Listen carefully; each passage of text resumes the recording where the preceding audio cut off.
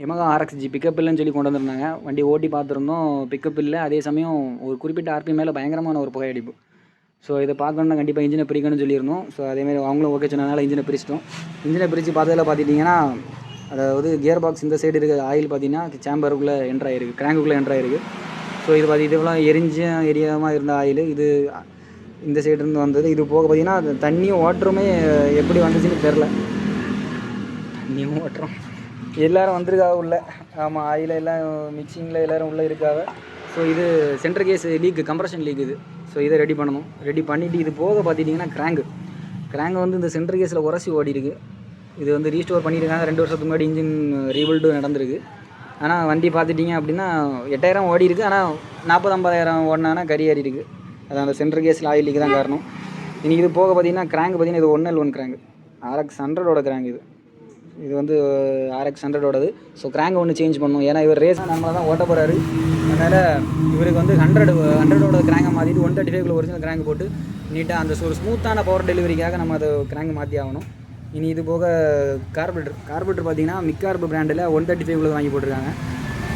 மிக்கார்பு பிராண்டில் நீங்கள் வந்து 100 கார்பு தாராளமாக வாங்கலாம், நல்லாயிருக்கும். ஆனால் 135 வந்து மிக்கார்பு பிராண்டில் வாங்கினீங்கன்னா கண்டிப்பாக சூட் ஆகாது. ஏன்னா இந்த மேனிஃபோல்டு சைடும் சரி, ஏர் இன்டேக்கும் சரி உங்களுக்கு வந்து ரொம்ப சின்னதாக இருக்கும். உங்களுக்கு அந்த பெர்ஃபார்மன்ஸுக்கு வாய்ப்பே கிடையாது. நீ இது போக ரீடு வால்வ் 100 போட்டிருக்காங்க. அதுவும் அடிச்சு இதாகிட்டு. ஸோ அது ஒன்று சேஞ்ச் பண்ணணும்.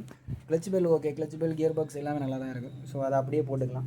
இனி ஒவ்வொரு வண்டியை பிரிக்கும் போது நமக்கு ஏதாவது ஒரு இதுக்கு முன்னாடி வேலை பார்த்த நண்பர்கள் நமக்கு ஏதாவது ஒன்று கொடுப்பாங்க அன்பளிப்பு. அதே மாதிரி இன்னும் இதில் ஒரு ஸ்க்ரூ நல்ல வசமாக ஒன்று உடஞ்சி உள்ளே உட்காந்துருக்கு.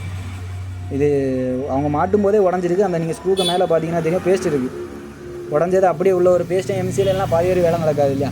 பேஸ்ட்டை உள்ளே திணிச்சு விட்டு அப்படியே போல்ட்டை அப்படியே உள்ளே வச்சு ஷேப்பாக்கி விட்டாச்சு. அது இன்னும் இந்த ஏரியா பூரா லீக்கு.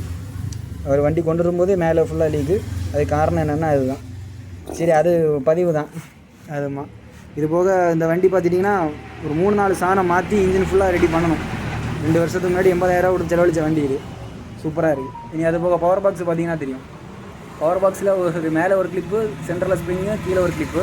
அதை இன்சுலேஷன் டேப்லேயே அன்னை முடிச்சு விட்டுறாரு. வேறு லெவல்.